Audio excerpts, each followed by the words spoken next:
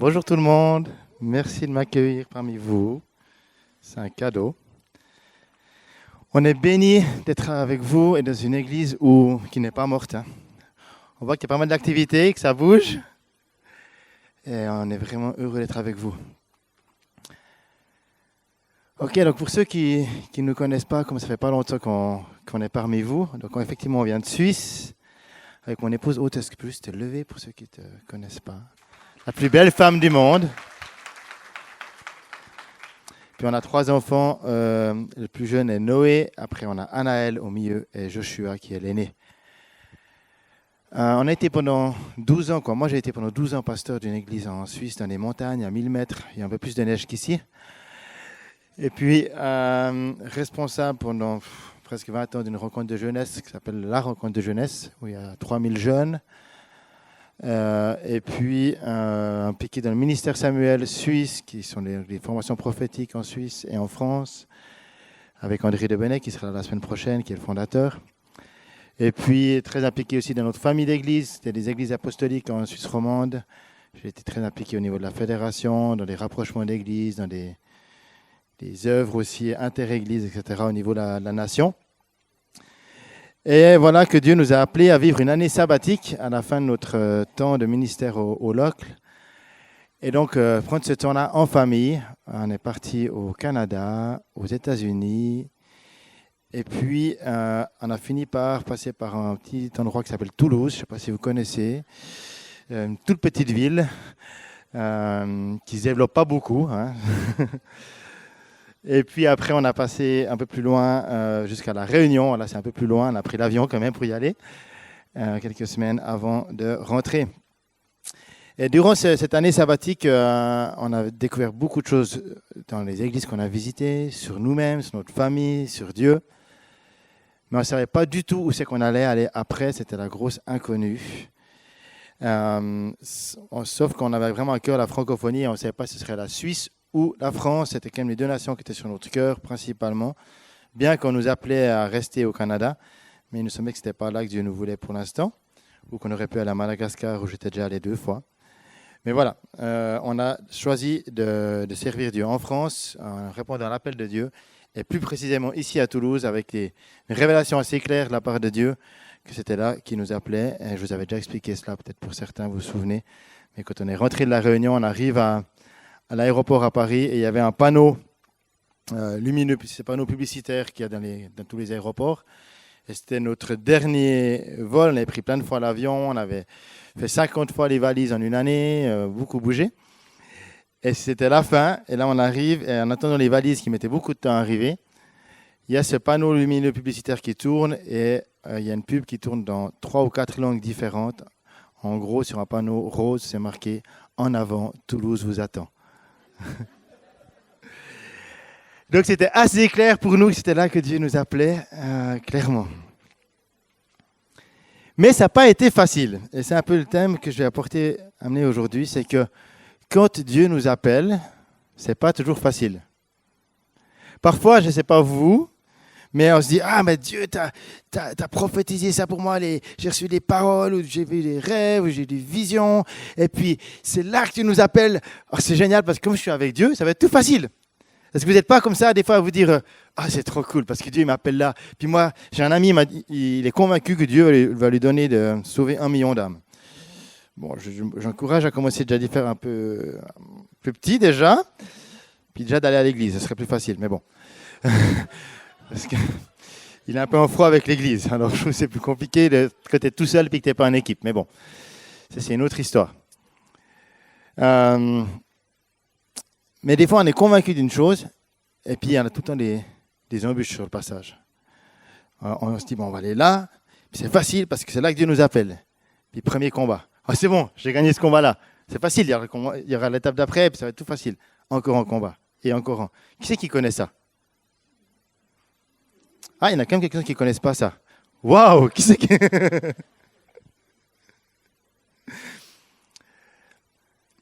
Quand on était en voyage, on a passé donc au Canada, on a passé 6 mois au Québec, donc 4 mois à Montréal. Et au tout début, quand on était à Montréal, on s'est dit on va aller voir le Mont-Royal. Tout le monde nous parle du Mont-Royal, cette fameuse bosse au centre de de Montréal et il faut aller là-haut. On va aller au Mont-Royal. Alors on est à la Poussette, les enfants. Départ, on prend le métro et puis le bus. Puis on peut regarder l'itinéraire, le plan pour savoir comment aller au Mont-Royal. Et puis on sort dans un quartier qui est dans le quartier anglophone de Montréal. Oui, à Montréal, on parle aussi anglais. Et c'était assez surprenant parce que certains ne parlaient pas du tout français même. Mais on prend un bus. Et le bus ne nous amène pas du tout là où on pensait. Alors je dis, bon, il y a l'ambassade de Suisse là, donc ça va, au moins on est repéré. Mais il faut qu'on remonte. Alors on est remonté avec la poussette, puis on a fait à peu près 7 km comme ça en tournant avec les enfants. Il faisait froid, c'était au mois d'avril, il y avait encore de la neige. On avait pris peu d'habits chauds avec nous parce qu'en Suisse il n'y avait déjà plus beaucoup de neige. On avait dû vite racheter des bonnets et des manteaux sur place. Et puis on n'arrivait jamais à atteindre le Mont-Royal. On était au pied du mont, on voyait bien que c'était là qu'on voulait aller, mais on ne trouvait pas le chemin d'accès. Puis on arrivait à un chemin, puis le chemin était en travaux, était fermé, puis un autre, il était boueux, pas déneigé. Donc chaque fois, on n'arrivait jamais à accéder. Puis bon, comme moi, je suis très calme, je ne suis pas du tout énervé.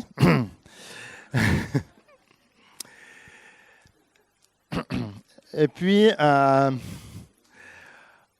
après un long moment de marche et de râlerie, on est arrivé quand même enfin au Mont-Royal. Et quand on arrive enfin là, au lac des Castors, ça va être super beau. Qu'est-ce qu'on voit?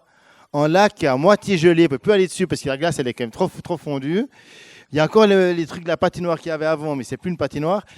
On ne peut pas marcher dans l'air parce que c'est boueux, neigeux, etc. Il y a des jeux pour les enfants, mais ils ne sont pas encore vraiment prêts. Donc résultat, c'était sympa, mais ce n'était pas la bonne saison pour y aller. Et donc, on est retourné plusieurs fois après. Et après, on a découvert qu'il y avait une application pour les téléphones avec les métros, les bus. Et puis, si on prenait cette application, on aurait pris directement le bon bus. On serait arrivé avec le bus devant le lac où on voulait aller. Et ça aurait été beaucoup plus rapide, sans problème. Et quand on a refait ça, on arrive, c'est très chaud. Les gens étaient en maillot de bain et bronzés dans l'herbe. C'était tout à fait autre chose. C'était au mois de juin. Tout ça pour dire que parfois, on se dit on va aller là. C'est facile, on va y aller. Mais il y a toujours d'autres chemins. Et puis on croit que c'est facile, mais ce n'est pas toujours si facile que ce qu'on imagine. Alors nous, pour arriver ici, c'est vrai que ce n'était pas toujours facile. Et beaucoup ont prié pour nous. Et merci pour tous ceux qui ont prié pour nous, pour qu'on puisse arriver ici. On est touché encore cette semaine d'avoir entendu, ma femme m'a parlé de quelqu'un qui fait partie d'un groupe de prière, qui prie pour nous, mais cette personne ne nous connaît pas. Mais dans son groupe de prière, il y a quelqu'un qui nous connaît. Donc, c'est super touchant, ces histoires-là, et on voit la main de Dieu. Et un des gros combats qu'on avait, c'était de trouver, d'abord, on rentrait notre voyage, il fallait que je trouve du travail. Et là, miraculeusement, Dieu nous a donné un travail dans un endroit où j'ai travaillé il y a 15 ans, en Suisse, un centre pour toxicomanes, et pendant quelques mois, j'ai pu trouver ce travail-là avant qu'on arrive ici à Toulouse. Après, il fallait qu'on trouve une maison, parce qu'on ne savait pas où loger. Avant d'arriver à Toulouse, déjà, il fallait qu'on trouve une maison. Ça, c'était au mois de mars. Pendant quelques temps, on a logé chez mes parents puis chez une amie. Et puis après, on cherchait, on ne trouvait rien. Et puis tout d'un coup, paf, sur Airbnb, il y avait une maison. On contacte la personne, elle nous fait un prix. D'accord, vous pouvez venez chez nous. Et on arrive chez cette personne, puis on se dit, franchement, c'est perdu au milieu de la campagne, au milieu des champs. Le téléphone ne passait pas bien, le Wi-Fi ne passait pas bien. Moi, je suis né au milieu de la campagne, au milieu des vaches, mais là, c'est encore plus, quoi. C'est le niveau. Waouh! Qu'est-ce qu'on fait là, Seigneur? Et le Seigneur nous voulait vraiment là. Cette famille, Dieu les cherchait, mais d'une manière hallucinante, quoi. Quelques semaines après, ou même quelques jours après qu'on soit là, on se met à partager avec eux. Puis au début, on n'avait pas trop dit qu'on était pasteur. C'est dit, on est en France, on va aller tranquille. Et puis, pour finir, ça se fait dans la discussion. Et là, elle nous dit, mais c'est super, nos enfants se préparent à se faire baptiser. Donc leurs enfants, ils avaient quel âge? 17 et 19, quelque chose comme ça. Et ils ont choisi de se faire baptiser dans l'église catholique, mais parce qu'ils voulaient vivre quelque chose avec Dieu. Donc une recherche de Dieu. Waouh! Après, ils partent encore en week-end de famille. Ils vont à Les Indes, dans les Alpes suisses. Et là, dans l'hôtel où ils étaient, il y avait une église qui faisait une retraite. Puis ils nous disent, mais ce dimanche passé, là, on était donc dans cet hôtel. Et puis, il y avait une église. Vous connaissez les églises évangéliques? Nous, on ne connaissait pas. Et puis, ils faisaient des chants. C'était tellement bien. On a allé, puis on a écouté les chants. Puis après, le pasteur, là, comme il parlait, mais c'était tellement bien. On ne savait pas que ça existait. Puis on s'est mis à parler avec eux.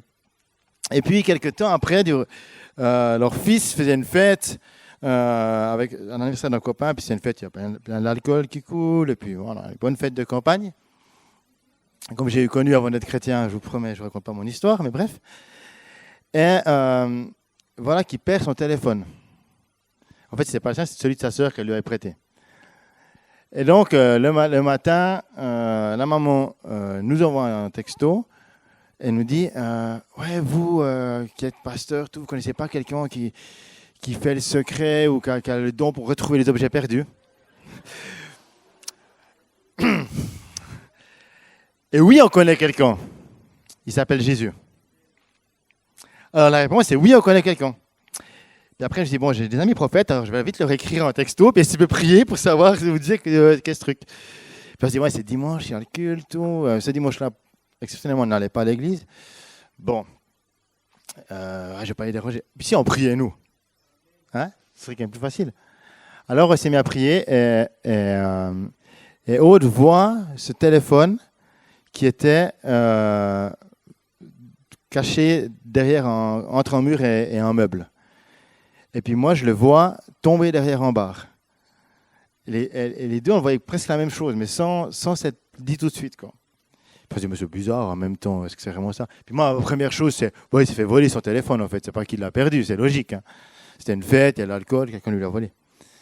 Puis on lui dit juste ça. Et donc, notre propriétaire, ni une ni deux, elle prend la voiture, elle réveille son gamin qui avait dormi 3 heures, et ils partent à la fête, et ils vont vers le bar, ils regardent entre le bar et le mur, et ils ressortent le téléphone. Ils n'ont pas cherché plus loin. Ils ont fait leur secret, leur truc, là. Dieu leur a montré où c'était.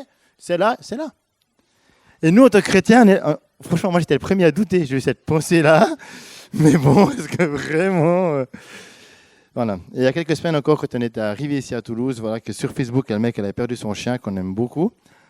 Et puis, Aude prie, et puis elle voit où est le chien. Elle lui écrit, écoute, je pense que le chien, il est dans telle forêt, à tel endroit. Elle va, et le chien était là-bas, effectivement. Il avait trouvé une charmante femelle en chaleur. Il était resté là-bas. Dieu est à l'œuvre, mes amis, et nous, des fois, on limite les choses de Dieu à notre doute, à nos craintes, à nos peurs, etc. Donc, c'est pour dire que Dieu nous avait appelés à cette famille-là sans savoir pourquoi on y serait, mais Dieu a agi puissamment. Et donc, on est arrivé ici après à Toulouse, c'était super compliqué encore pour trouver une maison. De nouveau, vous avez beaucoup prié pour nous, et là, on a trouvé une maison à Cugnot, moins d'1 semaine avant notre déménagement. Ouais, alléluia, mais sur le moment, c'était pas alléluia, hein, je te promets. Purée, combien de fois j'ai dit au Seigneur, mais Seigneur, c'est bon, quoi. Tu nous appelles, je veux bien. Mais là, en plus, on est dans une situation où il n'y a pas les allocations familiales, on a plein de problèmes financiers, ça ne suit pas. Pour l'instant, je n'ai pas de travail à Toulouse, on n'a pas de maison. Quoi, je veux dire, ouais, c'est cool, quoi, mais moi, je pensais que ce serait plus facile, Seigneur, quoi. Hein? C'est bon, j'ai donné les difficultés. Et bien, Dieu nous a trouvé un travail, Dieu nous a trouvé une magnifique église, et Dieu nous a trouvé une maison. Et la maison, c'est vrai que c'était au dernier moment, mais en plus, Dieu nous voulait dans ce quartier-là parce que les voisins avaient super contact avec elle, et la voisine a été enfant dans cette église ici, et maintenant elle a épousé un Turc, elle est devenue musulmane, mais on a des super contacts avec elle. Et Dieu nous voulait dans ce quartier. Et on ne sait pas pourquoi, encore vraiment qu'est-ce qui va se passer, mais moi je m'attends à des miracles. Amen. Donc le chemin de Dieu pour atteindre nos objectifs n'est pas toujours celui que nous on a imaginé, mais lui sait ce qu'il y a, ce qu'on a appelé à vivre sur ce chemin. Nous on se dit que ça va être une autoroute facile, mais pas toujours. Amen.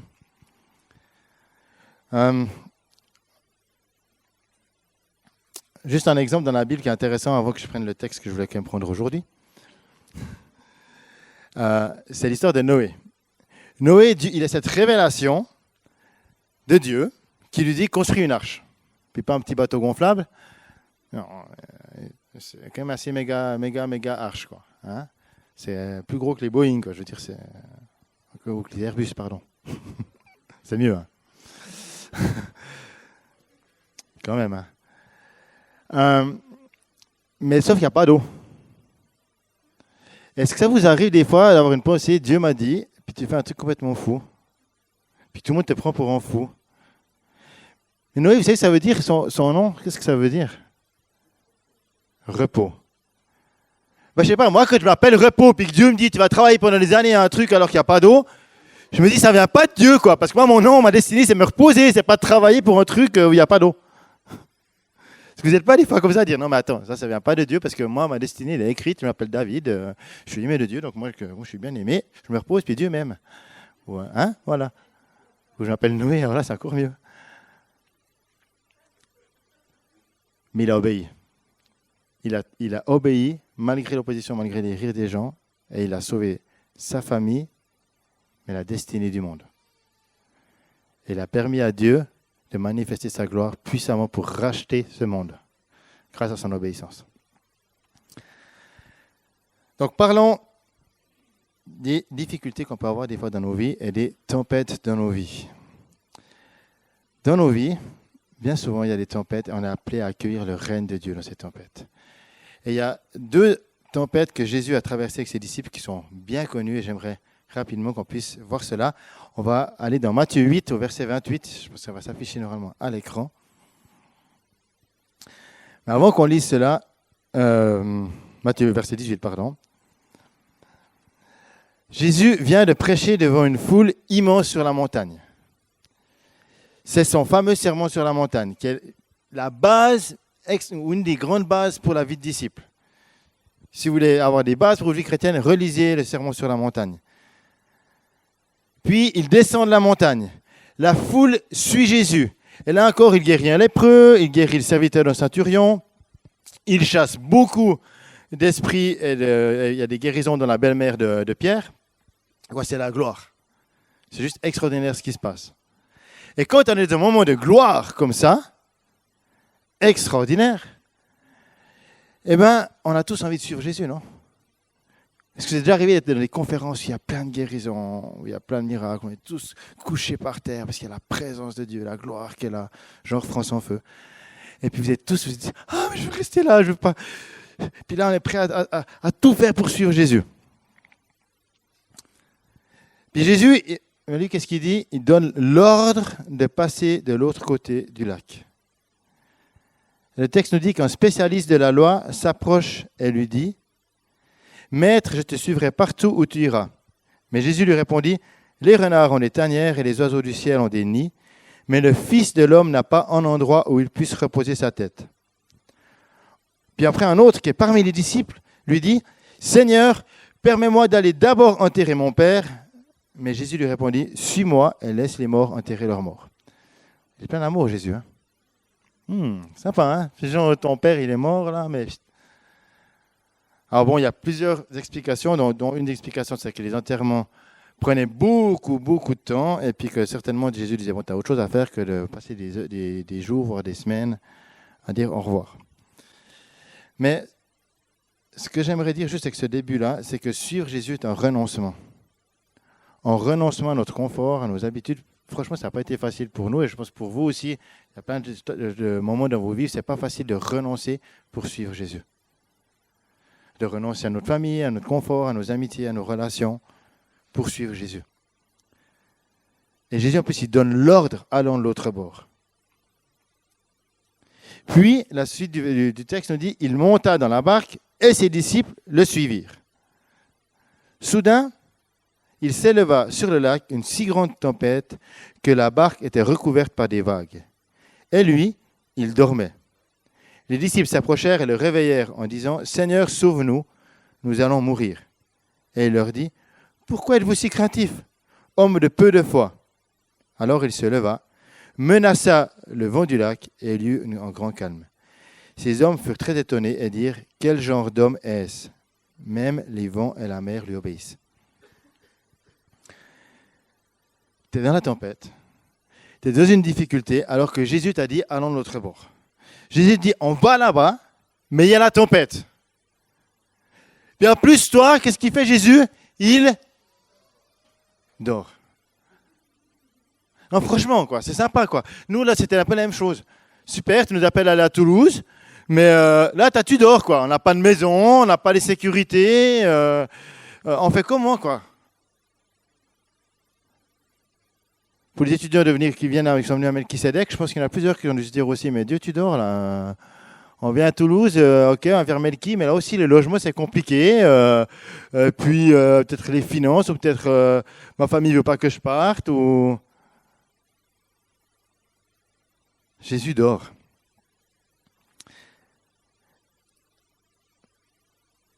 Ma question, mes amis, c'est est-ce qu'un roi règne encore quand il dort ou pas? Quand la reine d'Angleterre dort, est-ce qu'elle règne toujours ou pas? Quand Monsieur Macron, qui n'est pas un roi, on est d'accord, quoique, dort, est-ce qu'il règne encore ou pas? Est-ce qu'il reste le président ou pas? Et même si Jésus dort, celui qui ne dort ni ne sommeille en réalité, règne toujours. Et nous devons apprendre à découvrir le règne de Dieu dans le repos. Nous devons apprendre à découvrir ce repos régnant. Apprendre à découvrir qu'on peut se reposer dans la tempête parce que Dieu se repose. Et ça, je le prêche à moi-même. Apprendre à découvrir la paix de Dieu. Apprendre à ne pas regarder aux vagues qui vont submerger notre bateau, mais regarder à ce Dieu qui règne. Cette semaine, peut-être que vous avez suivi, mais on en a parlé tout à l'heure, il y a beaucoup d'églises en Algérie qui ont été fermées. Il y a eu beaucoup d'opposition face aux églises algériennes, même si pas que cette semaine, ces derniers temps. Ça devient vraiment violent. Et une des vidéos qui m'a marqué, c'est de voir les gens qui célébraient dans la joie et dans les louanges, en faisant la fête pour Jésus, alors que l'armée arrivait pour fermer l'église. Et ils continuent à rester dans la louange et dans la joie, alors que l'armée est là. Quand on est dans la difficulté, quand on est dans l'opposition, est-ce qu'on continue de célébrer Dieu et de regarder à lui? Lorsqu'on était à Bethel, on a rencontré des églises, des chrétiens de différents pays, donc de Russie et de Chine.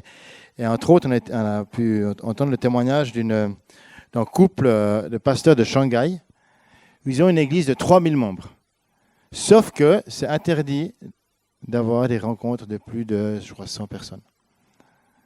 Donc, ils font plein de rencontres de 100 personnes. Ce n'est pas un problème, ça ne gêne pas Dieu. Et ils voient plein de guérisons, plein de miracles, et ils voient Dieu agir. Et je crois qu'on doit apprendre à voir le règne de Dieu, même quand ce n'est pas comme nous, on aurait imaginé. Donc, même dans la tempête, quand Dieu semble ne pas répondre, il règne. Je vais donner un petit témoignage sur la puissance de Dieu sur la météo, parce que dans ce texte, il nous est dit, voilà, Dieu dort, et à un moment donné, les disciples n'en peuvent plus, ils le réveillent, quand Jésus dort, ils le réveillent, et ils disent à Jésus, fais quelque chose, quoi. Bouge-toi, lève-toi, nous on n'en peut plus, arrête de dormir. Et Jésus se lève, et première chose qu'il fait,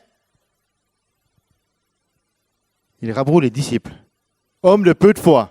Donc, première chose avant de regarder la tempête, il leur dit, franchement, elle est où votre foi? Merci pour ton amour, ton cœur de berger, toi le bon berger. Écoute, notre foi, on n'est pas Jésus, nous. Hein? C'est toi qui t'appelles Jésus. Et Jésus se lève et il menace la tempête. Il la menace.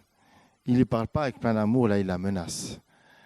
Il manifeste son autorité. Il a le règne de Jésus dans le repos et il y a le règne de Jésus dans le combat. Il y a ce chant que j'aime bien écouter qui dit « C'est ainsi que je gagne mes combats. Je suis entouré, je suis entouré. Il me semble que je suis entouré de plein de choses, mais en fait, je suis entouré de toi, Seigneur. » Parce que le combat, on le gagne dans la louange et l'adoration en regardant à Dieu. Le plus grand des combats n'est pas mené en chassant des principautés et des autorités, mais d'abord en adorant Dieu. La plus grande des victoires est liée dans l'adoration et la louange, en regardant à Dieu et en s'abandonnant entre ses mains. Et c'est ce que Jésus essaie de dire, mais la foi, elle vient quand on s'abandonne entre ses mains, quand on laisse notre confiance en Dieu. Et Jésus menace la tempête, et la tempête se calme. Lorsqu'on était en voyage de noces, il y a quelques années, il y a 11 ans de cela, on était en Nouvelle-Zélande.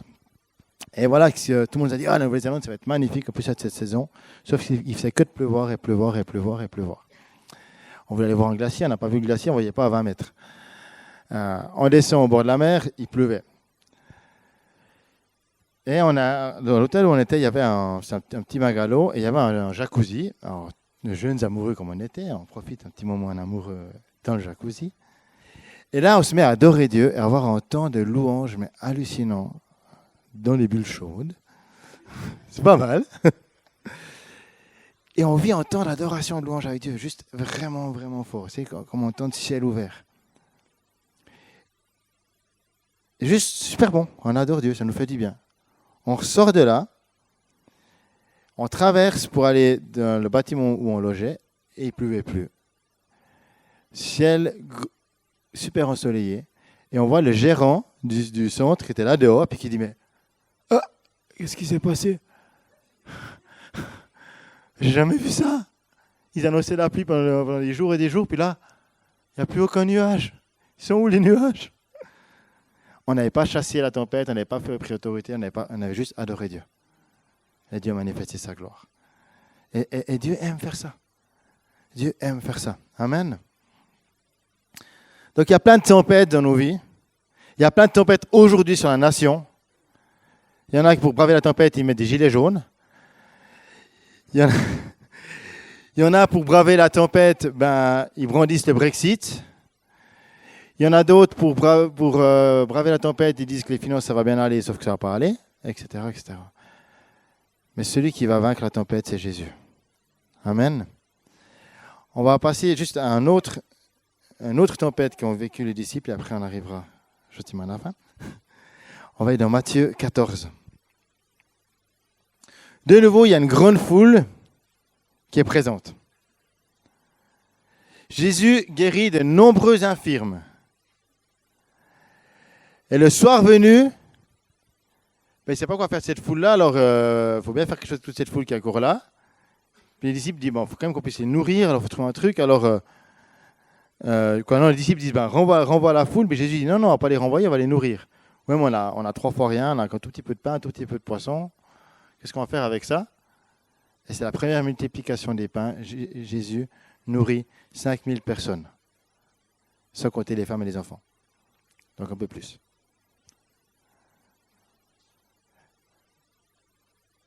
Waouh! De nouveau un miracle. Waouh, la présence de Dieu. Et là, Jésus obligea les disciples à monter dans la barque et à le précéder sur l'autre rive pendant qu'il renverrait la foule. Et quand il eut renvoyé, il monta sur la montagne pour prier à l'écart. Et le soir venu, il était là, seul, et les disciples dans la barque. La barque se trouvait déjà au milieu du lac, battue par les vagues, car le vent était contraire. À la fin de la nuit, Jésus alla vers eux en marchant sur le lac. Quand les disciples le virent marcher sur le lac, ils furent affolés et dirent « C'est un fantôme !» Et dans leur frayeur, ils poussèrent des cris. Jésus leur dit aussitôt « Rassurez-vous, c'est moi, n'ayez pas peur. » Pierre lui répondit « Seigneur, si c'est toi, ordonne-moi d'aller vers toi sur l'eau. » Jésus lui dit « Viens. » Pierre sortit de la barque et marcha sur l'eau pour aller vers Jésus. Mais voyant que le vent était si fort, il eut peur, et comme il commençait à s'enfoncer, il s'écria « Seigneur, sauve-moi !» Aussitôt, Jésus tendit la main, l'empoigna et lui dit « Homme de peu de foi, pourquoi as-tu douté ?» Ils montèrent dans la barque et le vent tomba. Ceux qui étaient dans la barque vinrent se prosterner devant Jésus en disant « Tu es vraiment le Fils de Dieu. » Après avoir traversé le lac, ils arrivèrent dans la région de Génézareth. Les habitants de cet endroit reconnurent Jésus. Ils envoyèrent des messagers dans tous les environs et on lui mena tous les malades. Ils le suppliaient de leur permettre seulement de toucher le bord de son vêtement. Et tous ceux qui le touchèrent furent guéris. Ces deux tempêtes, c'est deux histoires différentes et similaires. Déjà, une des choses qui est différente entre les deux histoires, c'est que la première traversée, quand ils arrivent de l'autre côté, qu'est-ce qui se passe? Il y a un démoniaque qui arrive sur eux, qui sort d'une grotte, là, bourré de démons, et Jésus délivre ce démoniaque. Mais les gens du coin ne sont pas très contents de ce qui se passe. Comme s'ils aimaient bien ce démoniaque qu'ils n'aimaient pas. Et ils disent à Jésus, retourne d'où tu viens. Pars d'ici. Donc super, on a bravé la tempête, on a obéi, on a traversé un truc super compliqué, on arrive, premier miracle, on doit repartir. C'est sympa quoi. Ça ne vous fait pas des fois ça, vous? Enfin, on va arriver dans le truc de gloire. Ah non, on va repartir. Là, par contre, non, ils ont traversé, puis quand ils arrivent, de nombreux miracles. La gloire de Dieu se manifeste.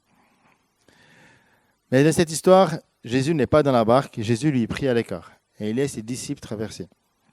Première étape, de nouveau, Jésus oblige les disciples à aller de l'autre bord. Franchement, Jésus, la dernière fois qu'on a traversé ce lac, pour te dire, rappeler, c'est le même lac, le lac de Tibériade. La dernière fois qu'on l'a traversé, tu te souviens comment c'était?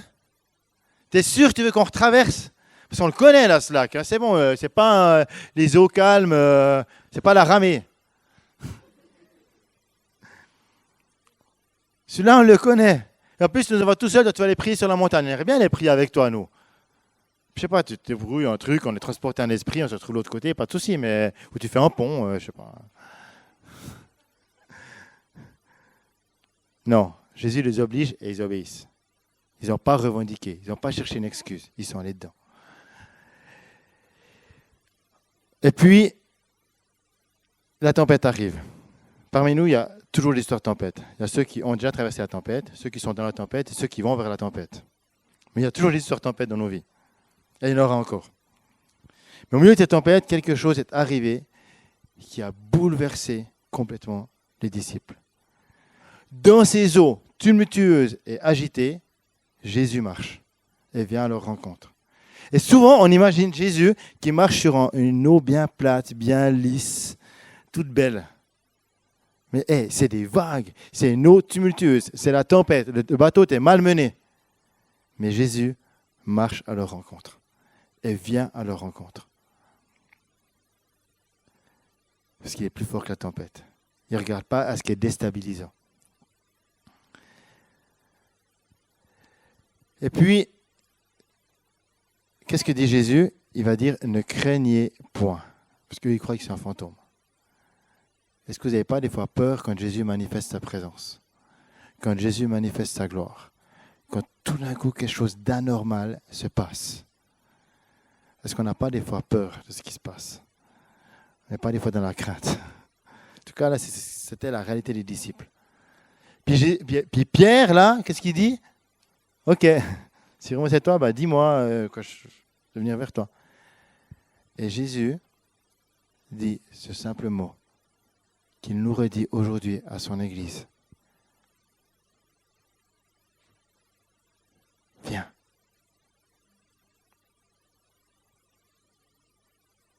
Viens. Sors de ta barque. Sors de ton confort. Sors de ta fausse sécurité. Parce que ta barque, elle est malmenée. Viens. Viens à ma rencontre sur le terrain du miraculeux. Viens marcher sur les eaux tempétueuses. Viens marcher sur ce qui semble instable, mais qui est bien plus sécure que ta barque. Viens. Sors de ta barque. Est-ce qu'on va avoir cette foi qu'a Pierre de sortir de notre barque et de venir, même si c'est instable, même si c'est des eaux tumultueuses, des eaux profondes qui pourraient nous faire couler? Est-ce qu'on va venir? Vous savez, dans cette histoire, juste avant, il y avait 5000 personnes qui ont été nourries. Il y avait, waouh, la gloire de Dieu. Il y en a plein qui ont vu la gloire de Dieu, mais qui sont restés sur la première rive. Il n'y en a que quelques-uns qui ont suivi Jésus. Et souvent, on est de ceux qui voient la gloire de Dieu. Waouh, c'est tellement puissant cette conférence. Et on reste là, dans ce lieu du miracle, le premier miracle, mais on ne suit pas le mouvement de Jésus. Et il y a quelques disciples qui ont obéi, qui sont montés dans la barque. Et parmi ces quelques disciples, il n'y en a qu'un seul qui est sorti de la barque. Ce n'est pas pour condamner les autres, mais c'est pour dire qu'est-ce que Dieu attend de nous. Qu'est-ce qu'on est appelé à vivre? Est-ce qu'on connaît Jésus ou est-ce qu'on suit Jésus? Est-ce qu'on a vu Jésus agir ou est-ce qu'on suit ce Jésus qui agit? C'est ça la vraie question. Est-ce qu'aujourd'hui tu veux suivre ce Jésus qui agit, qui manifeste sa gloire, qui veut te rencontrer? Après, Pierre sort de la barque Et là, tout d'un coup, à un moment donné, il réalise ce qui se passe, que ce n'est pas normal. Puis là, nous, ça nous arrive bien souvent, non? Ah, c'est pas tout à fait normal, là, ce qui se passe. Je sais pas, c'était cool, mais quand même, c'est oui mais qui vient tuer la foi. Moi, je les connais bien, c'est oui mais, un peu trop. Mais ce qui est génial, c'est que c'est ce oui mais qui tue la foi, puis qu'on commence à s'enfoncer dans les eaux profondes. Jésus tend sa main. Et il vient à ta rencontre. Et il te ressort de ce qui te tire vers le bas, de ton doute qui te tire vers le bas. Et qu'est-ce que fait Jésus avec Pierre? Il monte dans la barque. Et au moment où il monte dans la barque, à ce moment-là, la tempête se calme. Parfois, Jésus te dit de sortir de la barque, mais parfois Jésus monte dans ta barque et la tempête se calme. Mais Jésus ne t'abandonnera jamais. Jamais, jamais. Jésus veut manifester sa gloire puissamment. Je vous donne un dernier témoignage et après j'aimerais qu'on puisse prier ensemble. Lorsqu'on était dans notre voyage, on a fini par passer par Las Vegas. Et Las Vegas, tu appelles aussi la ville du péché. Sympa comme ville, hein? Et il y a une magnifique église de Paul Goulet où on est allé plusieurs fois et ils vivent des trucs vraiment magnifiques dans cette ville. On était donc là-bas. Et on a décidé de faire une petite balade en famille avec les enfants à l'extérieur dans le désert. Et voilà qu'on marche dans les rochers, super, tout, on grimpe dans des rochers. Mais Anaël, qui aime aller dans tous les sens, monte sur les rochers avec moi. Ou c'était Joshua, non, c'était Anaël, je crois qu'on est monté tout en immense rocher. Puis un peu plus sur un autre rocher, on était monté tout à l'heure, il y a un enfant qui lève un truc, puis qui dit hey, « j'ai trouvé ça !» C'était un porte-monnaie. Du coup, je réalise oh, c'est le mien. Je n'avais même pas fait gaffe, j'avais pris mon porte-monnaie avec moi. Juste merci Jésus, on prend ce porte-monnaie. Voilà. Puis d'un coup, ma femme me dit mais oh, au fait, le mien, il est où le porte-monnaie? Oh, j'ai dû le laisser à la maison. Ok, on fait notre balade. Tout. On rentre à la maison, pas de porte-monnaie. On vide tous les placards, on retourne la voiture, on ouvre toutes les valises. Mais je pense que pendant 2 heures, on a cherché ce porte-monnaie partout, même plus que 4 heures, je ne sais pas. Il y avait les cartes d'identité, les cartes de crédit, il y avait tout dedans. Impossible de trouver le porte-monnaie. Alors on appelle notre ami à Las Vegas, on lui dit comment est-ce qu'on fait, il dit il faut appeler la police, mais la police, c'était un samedi, ça ne jouait pas pour ces services-là, il fallait attendre le lundi, parce que les porte-monnaies sont jamais perdus le week-end, c'est connu. Et puis, super compliqué, quoi. Bon, on prie, on dit Seigneur, fais quelque chose. On couche les enfants, quand même bien tendus, bien stressés, de nouveau dans la tempête. Jésus, tu dors, c'est sympa, ou tu n'es pas là en train de prier, mais nous, on a perdu tout ça. On fait comment pour la suite du voyage? Ma femme se couche, moi, je vais me brosser les dents. Tu l'avais déjà fait. Oui, elle se brosse aussi les dents.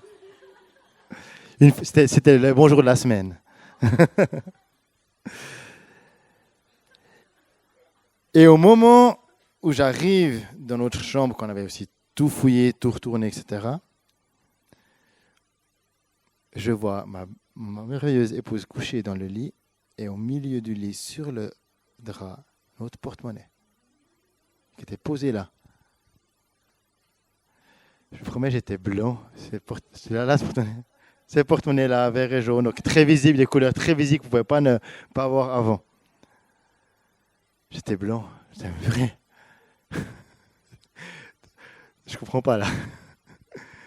Et notre cousine qui n'était pas encore chrétienne, ou qui a un chemin, on lui raconte l'histoire, elle nous dit mais je ne comprends pas, il y a quelqu'un qui l'a ramené le porte-monnaie. Ben, je dis ben non. Parce que moi j'ai vu comme une lumière puissante qui passait sous ma porte à un moment donné. Elle a attendu comme des pas. Mes amis, les anges peuvent vous ramener des porte-monnaies perdus au milieu du désert, du Nevada, les ramener jusque dans votre chambre à coucher s'il le faut. Alléluia! Alléluia! Dieu est à l'œuvre. Alors cherchons les réalités du Seigneur. Cherchons à voir Dieu agir dans nos vies. Cherchons sa gloire plus que les difficultés. Cherchons le Seigneur, celui qui est vivant.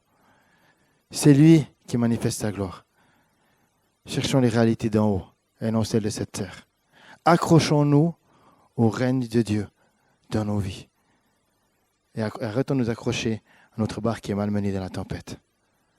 Accrochons-nous à Dieu. Alors j'aimerais qu'on puisse prier ensemble. Parce que je crois que Dieu veut nous appelle tous en tant qu'Église à marcher dans la foi. Et si tu ne connais pas Jésus, ou si pour toi tu as déjà entendu parler de lui, tu as peut-être même déjà prié, mais tu n'as pas fait cette démarche de foi, de dire Jésus, je veux m'abandonner entre tes mains. Tu peux aussi le faire aujourd'hui. Mais j'aimerais qu'on puisse prier pour que Dieu nous apprenne et nous aide à marcher sur les eaux tumultueuses. Seigneur Dieu Tout-Puissant, tu es l'éternel Dieu qui règne dans nos vies, qui règne ici à Toulouse et dans toute la région, qui règne sur la France, qui règne sur l'Algérie, qui règne sur le monde, sur ces pays, qui règne, Seigneur, au milieu de nous. Et nous voulons être une église qui règne, parce que tu règnes. Nous voulons être une église qui marchons par la foi, parce que tu es un Dieu qui nous pousse à marcher par la foi. Seigneur Jésus, nous ne sommes pas Jésus, mais nous sommes appelés à te ressembler. Et je crie à toi, Seigneur, pour que tu nous aides à marcher sur les eaux. Que nous puissions répondre à ton appel, répondre à ce viens comme Pierre qui a répondu à ce viens. Et que nous osions aller à l'encontre du raisonnement sage et humain de ce monde pour marcher dans la folie du ciel et marcher par la foi sur les eaux tumultueuses. Éternel Dieu, viens, aide-nous, Seigneur, à traverser les difficultés de nos vies. Aide-nous à traverser le doute, à traverser l'opposition, à traverser tout ce qui ne nous sont pas allés. Aide-nous à ne pas voir, à ne pas regarder que aux difficultés de nos vies, que au manque dans le porte-monnaie, que aux problèmes dans nos couples, aux problèmes à notre travail, à l'école et autres. Mais apprends-nous à voir à ce que toi, tu as promis et à ce que toi, tu vas faire. Seigneur, apprends-nous à être tout le temps des adorateurs en esprit et en vérité, qui élevons ton nom, qui apprenons à t'adorer, te louer et à voir ta gloire avant de voir les difficultés. Seigneur, aide-nous à plier le genou et à te chercher, toi, avant de chercher des solutions humaines.